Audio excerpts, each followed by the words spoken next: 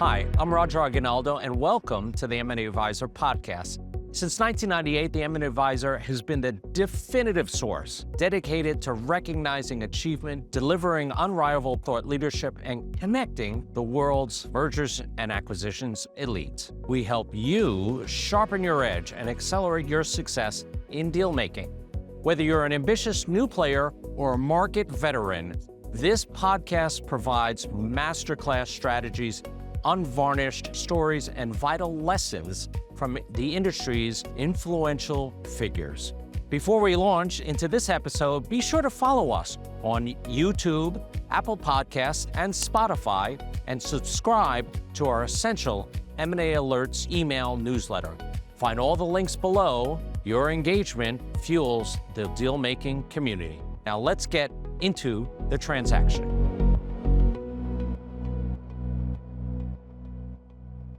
Good afternoon, everybody. Hopefully we'll have slides. If not, we'll do it without slides. Just want to make sure I go through everybody. Joe Perkins to my left. He's the former interim CEO of Key Safety.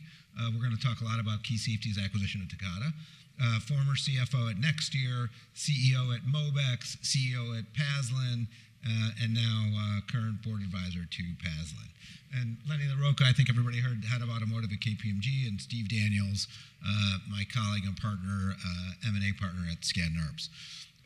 Today's topic is distressed M&A, opportunistic M&A. There's academic literature that says that empirically shows that there's increased return on investment with respect to distressed M&A. And there are four drivers. Well, the slides are up, but don't move. Four drivers for value. One is limited competition. Two is bargain prices, driven in part by limited competition, and it's a compressed timeline. There's urgency in the market, so the market price generally trends downward. You get a free and clear order, so you can surgically acquire what you want, leave behind what you don't want. And there's finality. There's no looking back for fraudulent conveyance. On the cons, there's more parties you got to negotiate with. There can be a perpetual auction. And that accelerated timeline means it gives you a crunch for purposes of trying to do your diligence. We're going to put that in the frame of thinking about a highly complicated transaction, Key Safety's acquisition of Takata. And we want to set the stage by explaining what happened in that transaction. Lenny, you want to give us a little bit of background? Sure. You guys hear me okay?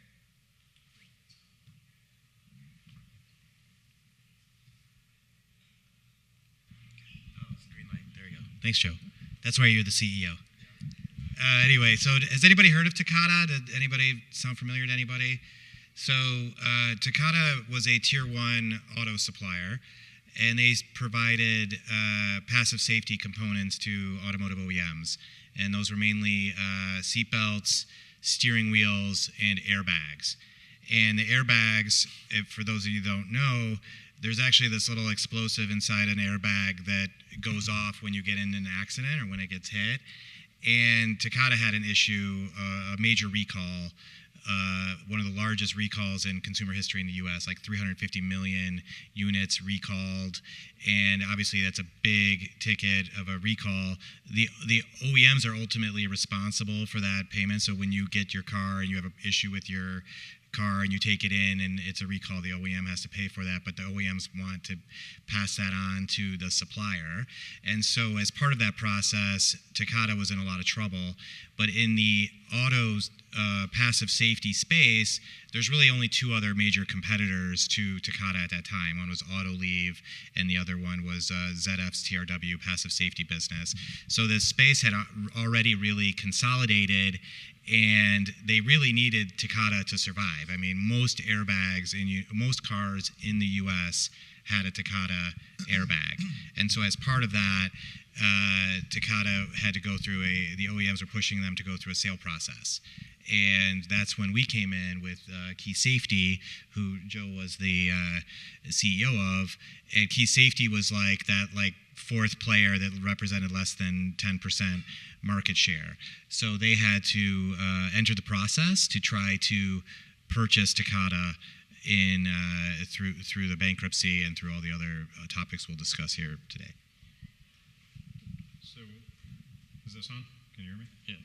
So one of the more unique things I think about the Key Safety transaction was just the number of stakeholders that were involved. And so, as Lenny said, it was really every global auto manufacturer was affected. And because of the certification process for parts, you can't just go out and get a different airbag and put it into the vehicle. So you have no choice but to use the same airbag that you've been certified to use in the production of that car.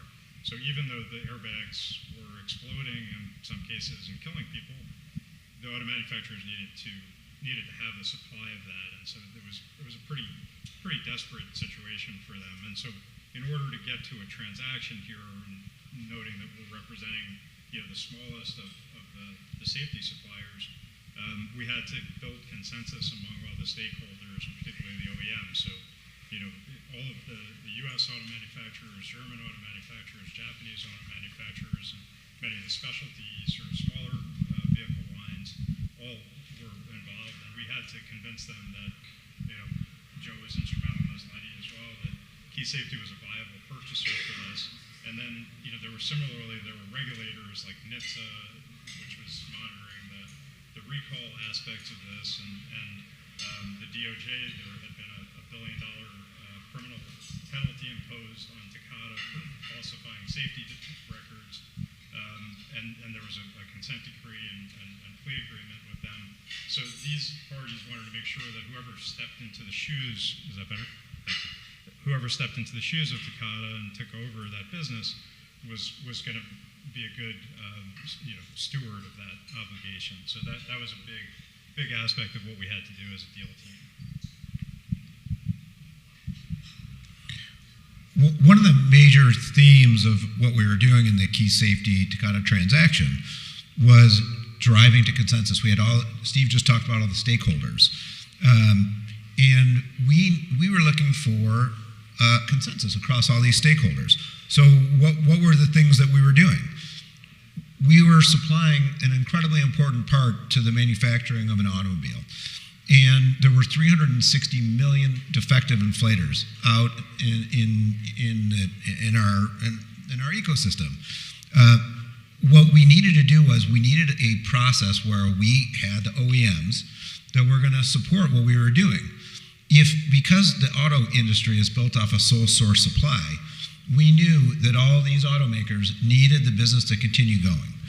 So part of what we did was we negotiated with the top 15 global OEMs, and we got them to agree as part of our transaction to a framework that was going to include different court processes in Japan and Canada and the United States, and they agreed to indemnify us for those matters that couldn't be carved out or left behind as part of the court process. But we had a stick, right? We're always looking for carrots and sticks. We had a stick, and that stick was that if you were an OEM and you didn't sign up and indemnify us, you were not going to get the supply of parts.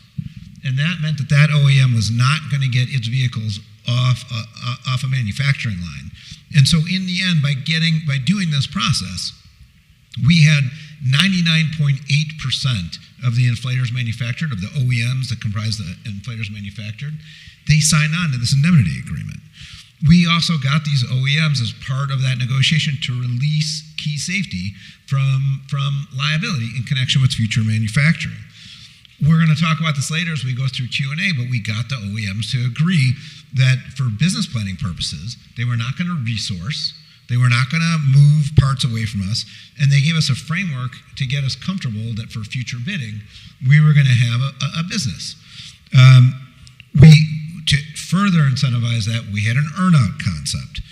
We then had tort claimants, we had to settle with them. We had an unsecured creditors committee, we settled with them. We had various governmental institutions like the DOJ, NHTSA, CFIUS that Steve will talk a little bit about. We settled up with all of them so that we de-risked our process. and got in front of, by the time we were in front of the bankruptcy court for a confirmation, by the time we were in front of the Japanese court for what's in a sense a 363 sale, by the time we were in front of the Canadian court, we had broad-based consensus, and we were able to get our transaction approved. Scale and complexity. Steve, if you want to talk about the scale of the liability. Sure. So think about a $30 billion global potential risk, right? 350, 360 million of these inflators on the road, and then there's a need to continue producing these things, even though we know that they're dangerous and that they can kill people. So it's a massive liability, would dwarf the balance sheet of Key Safety, and frankly would be pretty off-putting to just about any management team looking to make an acquisition. So it was critical that we could structure the transaction in a way that encapsulated or left that liability behind. And so we did a few things. We had a bankruptcy proceeding in the United States. The company was truly global, and it was, I think, every office in Skadden, which covers the globe, was involved in the transaction. We had a bankruptcy proceeding in the U.S. that dealt with the U.S.-centric liabilities and also brought in Mexico. There was a proceeding in Canada, and there was a separate civil rehabilitation proceeding in Japan. Initially, we thought we would try to carve out the European business because of the margins and some of the other issues associated with it, but it turned out that the business was so inextricably tied up globally that you couldn't really do that. So we wound up doing asset sales in Europe and through the German kind of holding companies, and then we did a separate asset sale in Mexico, and a separate asset sale in China. All of these have sort of unique issues, different product liability regimes. Ultimately, we couldn't do asset sales everywhere because of the time and complexity, and so we had to absorb some stock purchase structures and take on entities that potentially had these liabilities. But we had to really understand what the nature and scope of the liability was, what the product liability laws in the jurisdiction were, and try to make assessments about where we could do that. We also were, the company did not want to touch the continued production of PSAN inflators, because once you were in the stream of commerce and you're producing them, then you become potentially a responsible party. So we used sort of a bad bank type of structure, or main co-structure, where the continued production of PSAN inflators for the auto manufacturers, which is frankly still ongoing, was done through an entity that remained in the bankruptcy estate, so reorganized Takata holding company that produced the go-forward inflator production, so that Key Safety didn't have to be responsible for that. We've talked a lot about consensus. I mean, none of this stuff would have worked if we had not been able to get the support of the auto manufacturers behind us, because unlike a lot of situations, it wasn't the lenders that were driving this, it was the customers. Okay, with that, and we invite audience participation, we'd like to talk through some questions. What we at least think of as common misconceptions in the context of distressed M&A.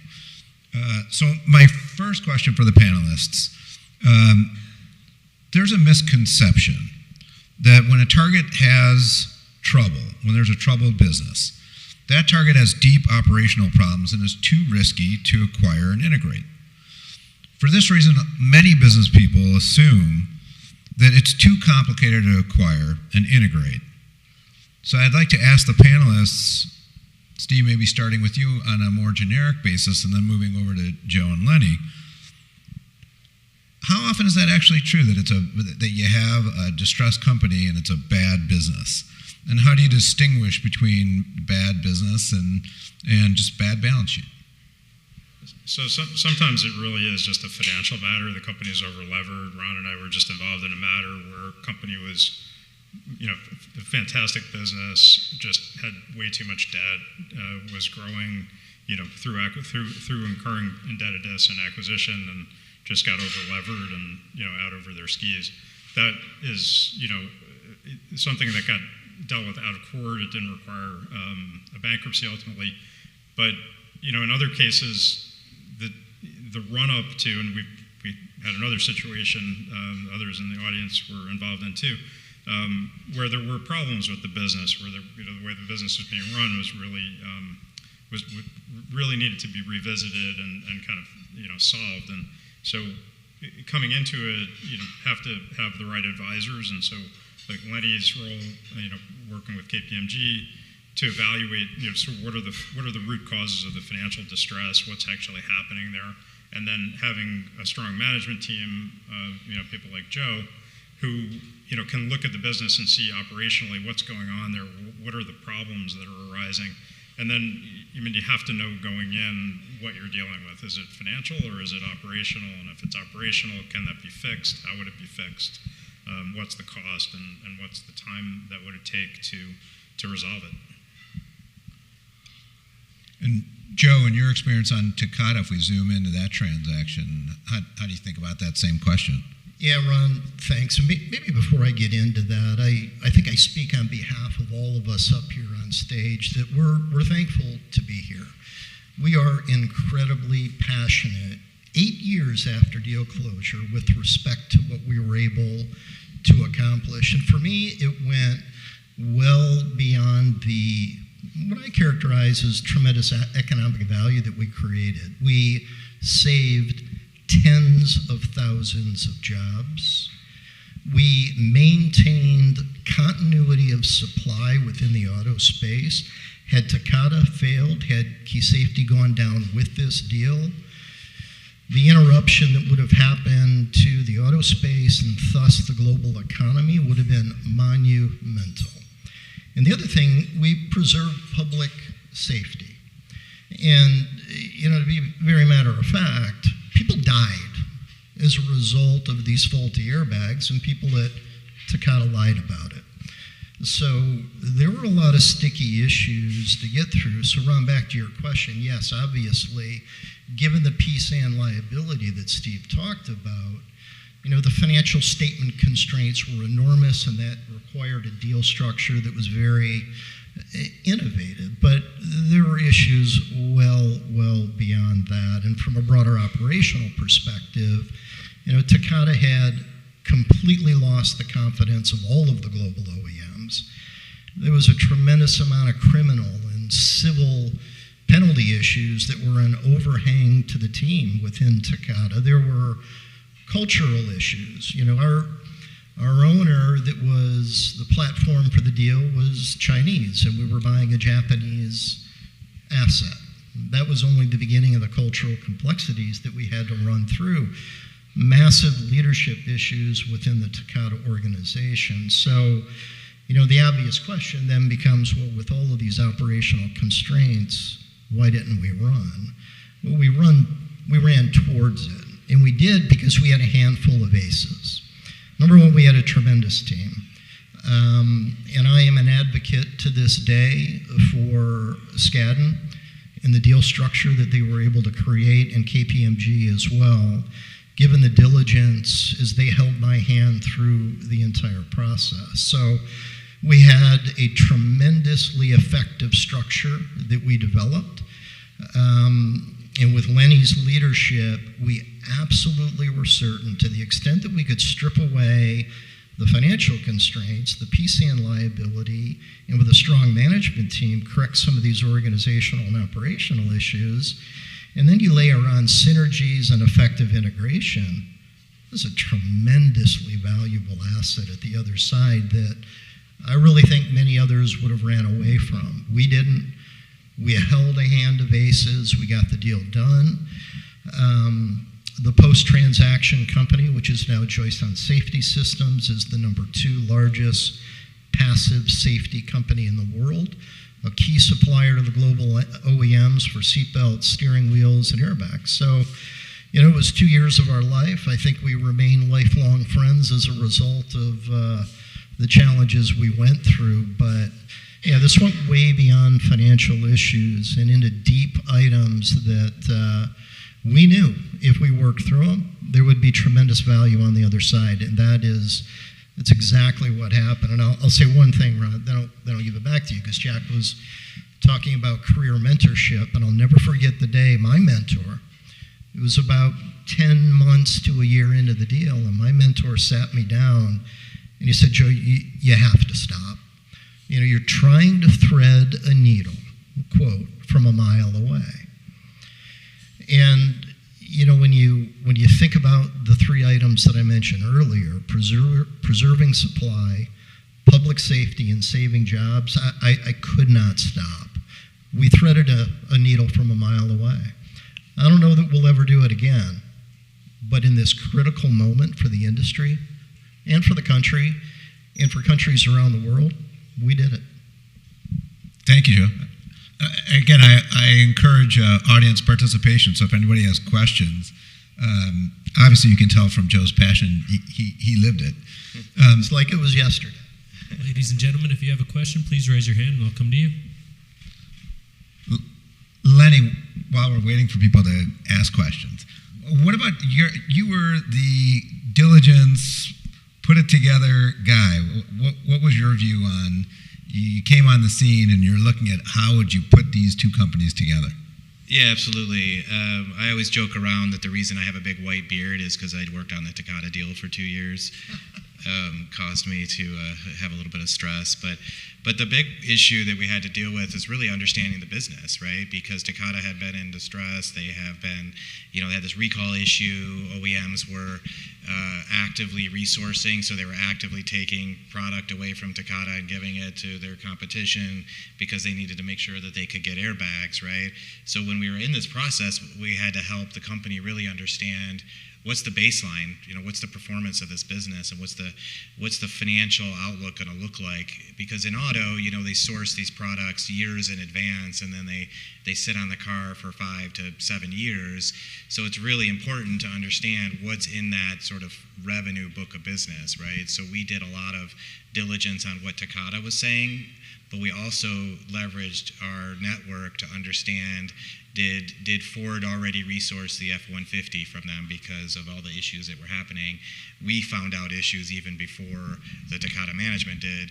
So that gave confidence to the company that, they're going through all this effort, right? Spending a lot of money dealing with the liability and dealing with the structures and all the complications, but are they going to walk out of that with a business that's still viable, that's still going to be productive? And so that was obviously a big portion of the deal. Yeah, Ron, if I could add, Lenny, certainly agree with everything that you said, and I would just add a little bit more qualitatively that, back to one of those aces in our hand, it was the team. We can talk through this entire conference about very technical points, but in the end, it's about human capital. It's about leadership. It's about quality and experience of the team. We did not interview any diligence firms.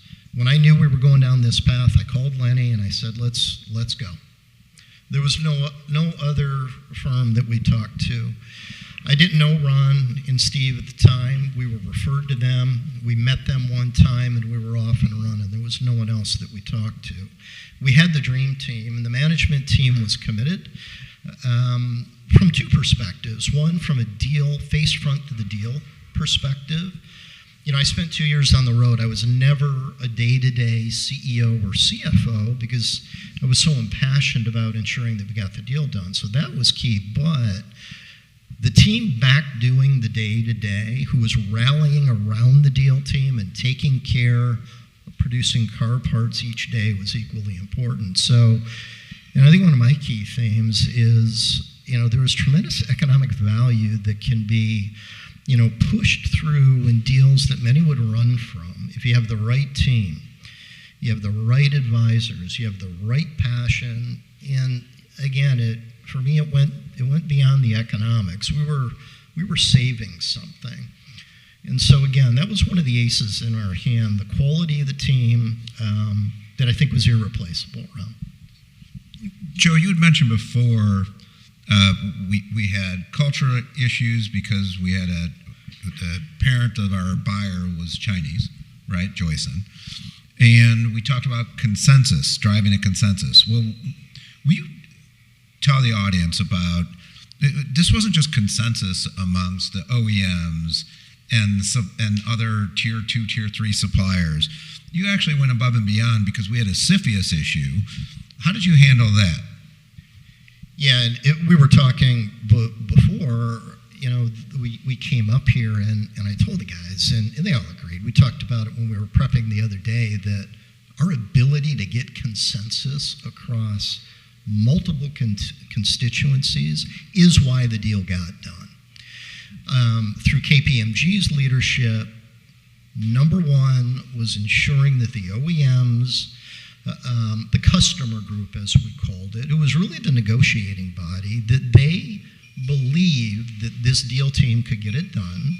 The key safety, being a $1 billion company, could swallow a $7 billion company and maintain continuity of supply. So we spent countless days between myself and Lenny and others at KPMG talking to the OEMs, advocating for the deal. But it was well beyond that. The cultural complexities, I had to be the face of the deal in many instances, just given the dynamics culturally of what we were dealing with. And CFIUS was a great point. So in the end of the deal, we discovered that we had an issue that required CFIUS approval. We were a Chinese buyer, effectively. And that raised issues with respect to an asset in the U.S. that was selling to the military, fabric actually that went onto the nose of a nuclear missile. So it was tremendously sensitive, but we needed CFIUS approval on that unique deal construct that we put forth to address that issue. So, I spent probably 3 months straight in D.C. talking to everybody who would listen on the Hill around, please push the administration to approve this. And, if you don't, I'll just be factual that constituents in your states that, rely on auto tier 2, 3, 4, and below, it's going to be highly impactful. I testified to the Senate Commerce Committee. I ultimately, had interaction with others in the administration just to garner support to ensure that there was absolutely had to get done for the 3 key points that I said earlier. So again, our ability to get consensus in parallel across so many different parties that Steve described up front was really, in the end, the enabler that got this done. Fantastic. An additional misconception when buying a troubled company is that when you buy a company that's troubled, you're going to end up with unwanted contracts, unwanted assets, and so you have a lot of buyers that just walk away. Steve, over to you. What's your take on that? How would you explain this issue or unpack this issue for a potential buyer? Sure. So bankruptcy is unique in the ability to carve out unwanted assets and reject contracts. I do both distress M&A and also regular way M&A, and Ron and I have done many, many deals together. When we do them out of court, I think it bothers him that you can't just leave stuff behind and carve things out and just not be burdened by that. And in bankruptcy, you can reject contracts. You can use that as a point of leverage to negotiate with parties. You can you get the benefit of free and clear order from the bankruptcy court, so you don't have to worry about, if you do leave an asset behind, that you're going to have fraudulent transfer liability and have to look over your shoulder. So it's a much different framework, and sometimes the kinds of companies that we're dealing with, like Takata, you just wouldn't want to buy that whole company in a stock purchase and take on board all of those liabilities. So really, there's no way to do a transaction, I think, like that without the benefit of being able to carve out some of those liabilities and assets and leave them behind. So, and Lenny, you played a big role in helping all of us figure out what we were taking and what we were leaving behind. Can you unpack that? Yeah, absolutely. So obviously we had to go through all the customer agreements and understand what the products they were getting supplied, what the pricing was, if there was opportunity to go back to the OEMs and ask for more pricing. But there was also a big piece of synergy in doing this deal, because Key Safety was a smaller supplier but growing very rapidly, and Takata was an existing supplier that was freeing up capacity. So we did a lot of work to understand where that capacity was and if there was opportunity to drive synergy. And I think it was something like over $200 million of synergy that we were able to identify. And that was really attractive to the OEMs as we were having these discussions with them around supporting KSS and Joyson and buying Takata, was that they're going to generate synergy. We're going to be more efficient. We're going to understand how to utilize existing capacity. Because like Joe said earlier, like there was not really a fundamental operational problem like at the plant level. It was actually very good operationally, and Key Safety was able to benefit from that as part of a synergy and value capture. Fantastic. Thank you, Lenny. Steve, there was also another issue, and for the audience, with the automakers, because they were slow to evolve on the engineering, they continue to need those old inflators, the exploding inflators. Otherwise, they couldn't continue manufacturing their vehicle line. Steve, do you recall, how did we structure this? Because our buyer, Key Safety, did not want to continue manufacturing faulty inflators. We didn't want to touch it. So what do we do to structure that so we made the OEMs happy and we were able to take the business free and clear? So I touched on this a few minutes ago, but there was this sort of RemainCo structure where we had a portion of Takata that had the production capacity for the PSAN inflators under its ownership, and any production that go forward after the closing of the transaction of these PSAN inflators was done by that entity, and which remained under the auspices of the bankruptcy court. That reorganized Takata entity, kept all of that product liability exposure, and so our client didn't have to take that on. And it's similar to sort of the good bank, bad bank structures that were used in the financial crisis, where bad liabilities were sort of, or bad loans were hived off and put into a structure that housed those, so that the buyer didn't have to be exposed to that, and it worked quite well. Ultimately, the OEMs did a lot of banking of products, so they produced massive quantities of inflators and purchased them in advance of the closing. But over time, as I said before, they still need that supply. So you should be aware that vehicles are on the road. Many of them still have these inflators, and that the OEMs are satisfying recall obligations in a lot of cases by replacing these defective inflators with newer defective inflators that are less dangerous. Thank you, Steve. For those PSAN inflators, was there a plan kind of going into bankruptcy? Was there some other technology to kind of supplant that, or does that just sit in bankruptcy for, perpetuity as they continue producing those parts? Is there a plan out of that, or is that just sits in? That's for the OEMs to decide, right? I mean, as far as JSS was concerned, they didn't take that on. I think it was eye-opening for us to learn how, both how these inflators work. I mean, there's a little explosive device, a number of them in your car, one sitting right in front of your face in the steering wheel. The OEMs could not get away from that, right? There was no way to, you have an obligation to produce replacement parts for vehicles for 15, 20 years after they're built, and once they're certified for production, you can't swap out the part. So ultimately people knew that PSAN was not the right approach, but there was no way to get away from it. And so that, I don't think, perhaps there's a safe way to build a PSAN inflator in the future. I don't, that's outside my scope, but certainly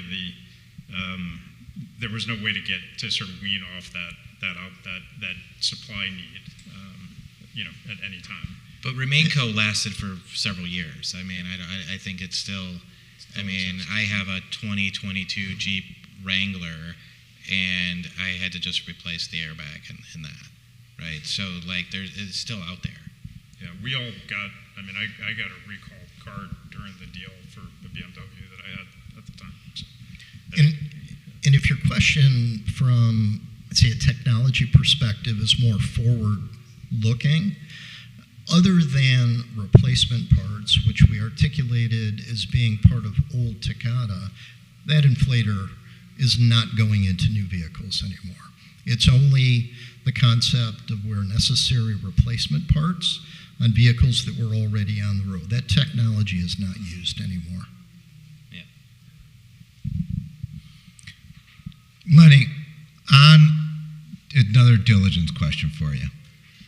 I often hear timelines too tight. How are we going to get this done? How are we going to figure out what the problem with this business is? Can you talk us through, when you take on an engagement like this, compressed timeline and diligence, how do you deal with that? Yeah, I mean, well, this deal was kind of all over the place. It was a lot of compressed timelines, but in general, deals are much faster now. I mean, they're expected to get through diligence much quicker. I think the panel before talked about, AI and different solutions that AI is doing for investment banking. At our firm, I just sat in a demo yesterday, actually, with a client where we demonstrated our diligence agent. And so we literally can download data rooms now and put it onto a Teams, site, deploy our agent, and go through and do things that staff people were doing even just a couple of years ago. So we're obviously using AI to go much quicker. Specifically with Takata, the big issue was the book of business, the revenue. And the only way we could really move quickly on that is going directly to the OEMs, going directly in market.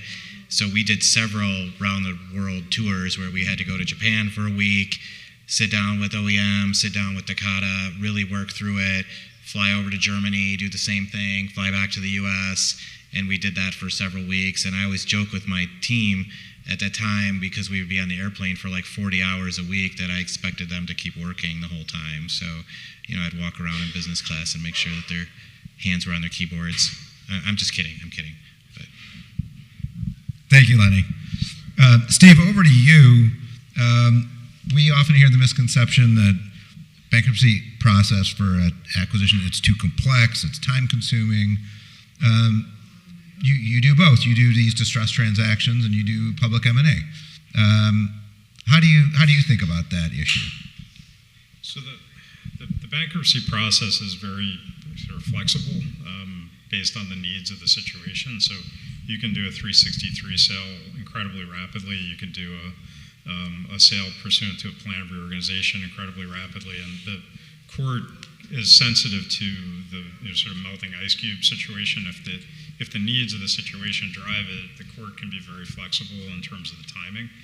So we've had a lot of success getting things through very quickly. It obviously depends on the case, it depends on the company and the situation, and there are certain things like regulatory approvals that the court can't override. So in the situation we're dealing with right now, there's a bunch of healthcare regulatory approvals. There's still federal antitrust approvals that are required. But in terms of just getting the deal through the court, that can be done incredibly quickly. So it's a really good tool if you need to accelerate, and you get the benefit of that free and clear order and the liability protection with also speed. And Ron, I'm sorry, I think the way the management team looked at it was, hey, it's a tool that's in the toolbox. And, given the complexity of what we were dealing with and the size and the scale and the scope of the liability that was on the table, it was the right tool for us. Now, there were other things that we had to do. Ron, you may get into it around the indemnification agreements from the OEMs, but at the core of what we were doing was ensuring that the post-transaction NewCo would never be burdened with this level of liability. So it was the right tool for us. And really, it wasn't an overly lengthy process. It took us a while to understand the size of the liability. It took Lenny and team time to think about synergies and think about really what the economic upside was, but the actual process that we went through, in my view, was manageable, specific to the bankruptcy process.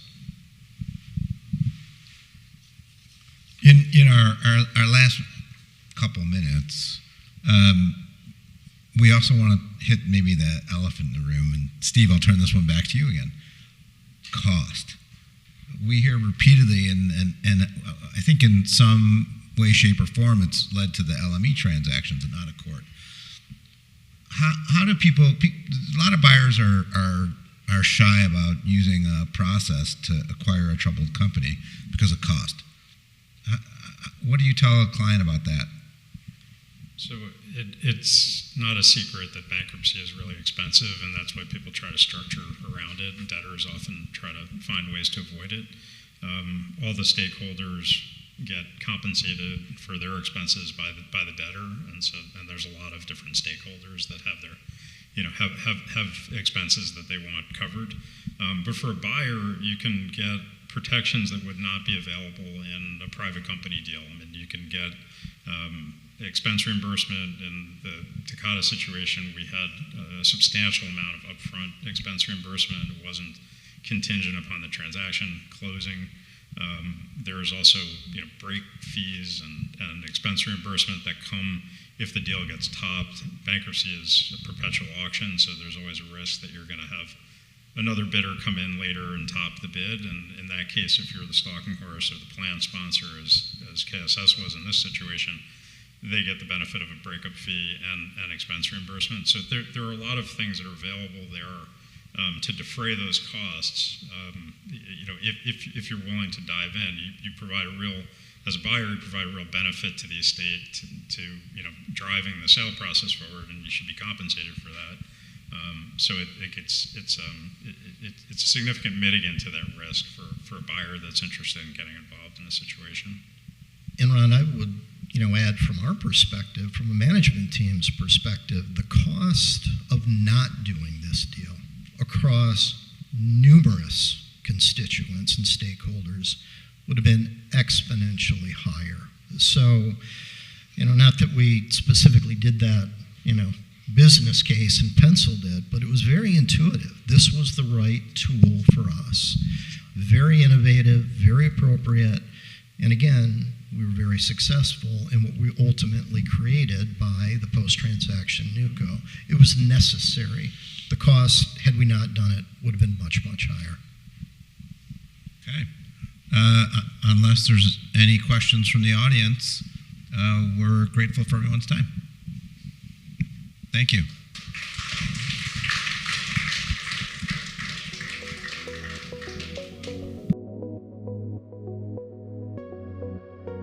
We hope today's episode delivered actionable intelligence. We want to hear from the field. Share your questions or insights, leave a message on your favorite platform, or email us at editor@maadvisor.com. To secure your steady feed of premium M&A content, follow us on Spotify, Apple Podcasts, and YouTube, and subscribe to our M&A Alerts email newsletter. Find the links in the description below or visit us directly at our website at www.maadvisor.com. I'm Roger Aguinaldo, founder and CEO of the M&A Advisor. Thank you for being part of the M&A Advisor community. Until next time, stay decisive, stay connected, and happy dealing.